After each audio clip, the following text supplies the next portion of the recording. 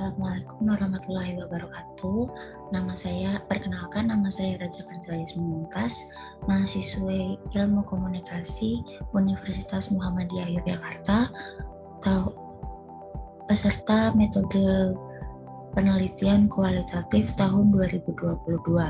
Di sini saya akan menjelaskan analisis framing, naratif, dan semiotika.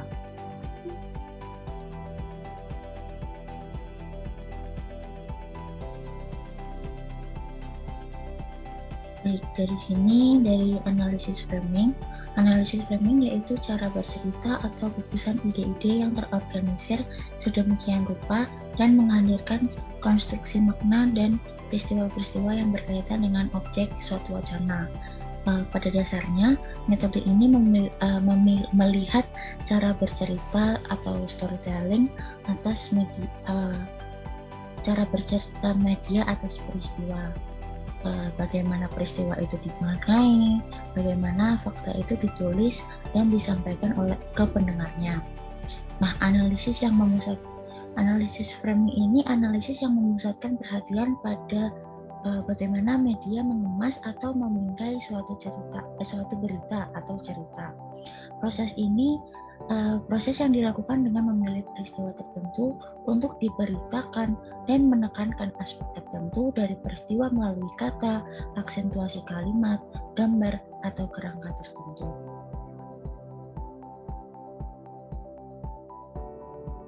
Nah, baik, pada analisis framing kali ini saya mengambil contoh kasus prostitusi online Vanessa Angel dalam pemberitaan tribunnews.com dan detik.com.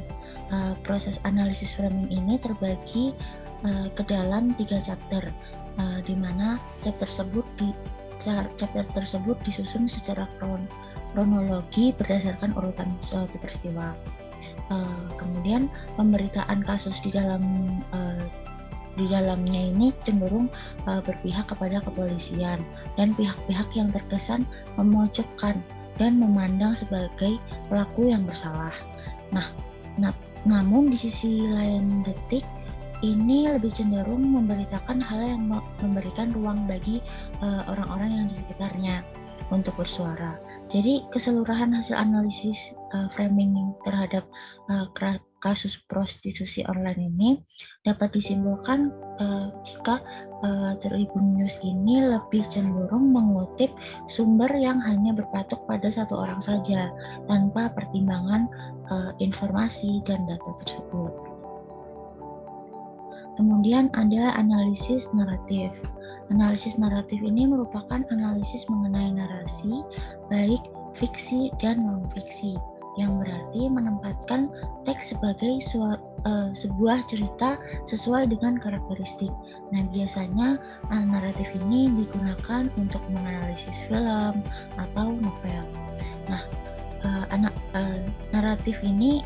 analisis naratif ini juga merepresentasikan dari sebuah peristiwa atau rangkaian peristiwa menurut Kierkegaard.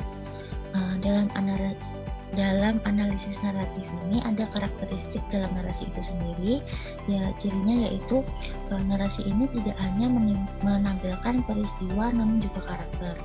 Kemudian yang kedua, masing-masing karakter ini memiliki fungsi dalam sebuah narasi. Yang ketiga, karakter adalah orang atau tokoh yang mempunyai sifat atau perilaku tertentu. Saya mengambil contoh di sini The Hunger Games. Perempuan melalui tokoh Katniss dalam film The Hunger Games. The Hunger Games ini merupakan film fiksi yang berlatar belakang negara Amerika di masa depan. Jadi pemerintahan Kapitol yang berkuasa atas negara Panem menyelenggarakan kompetisi tahunan yang dinamakan The Hunger Games. Kemudian pesertanya ada laki-laki dan perempuan, dan yang wajib bertarung itu sampai mati, sampai satu orang itu menjadi pemenangnya. Kemudian film ini juga memunculkan karakter perempuan ini yang berbeda. Jadi bisa dinarasikan sebagai tokoh perempuan yang bernama Katniss ini merupakan seorang pahlawan dengan ciri-ciri cantik, pejuang keras, kuat, dan mampu melawan laki-laki pada film tersebut. Kemudian ada analisis semiotika.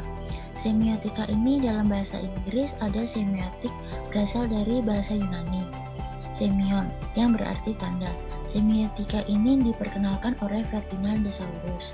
Untuk memahami gagasan Saussure, kita perlu memahami tentang penanda dan petanda serta long dan parol. Kemudian dari Ferdinand de Saussure ini kemudian dikembangkan lagi oleh Barthes menggunakan pengembangan teori tanda di Saussure, penanda dan petanda sebagai upaya menjelaskan bagaimana kita dalam kehidupan bermasyarakat. Penanda dan petanda diuraikan kembali oleh Roland Barthes dalam 2 tahap signifikasi. Di sini saya mengambil contoh analisis semiotika dalam film 2 garis biru.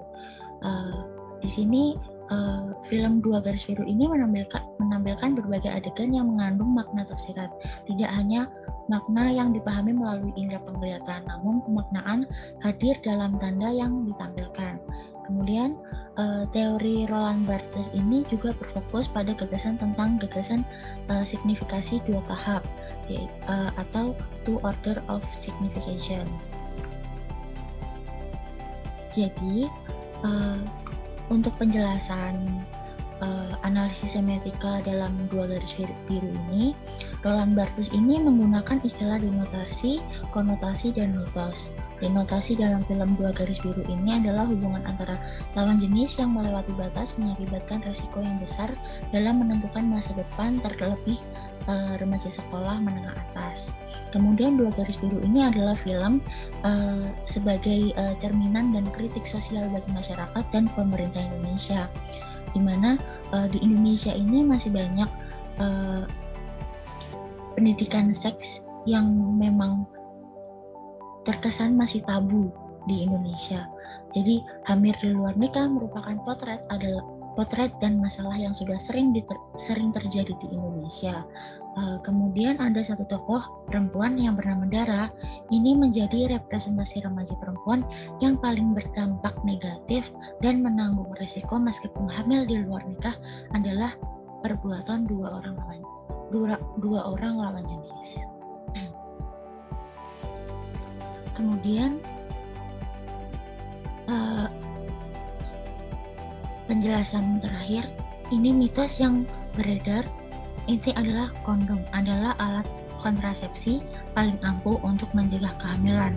Padahal konotasi dari kondom ini sebagai solusi remaja untuk melakukan hubungan di luar batas seperti itu. Terima kasih atas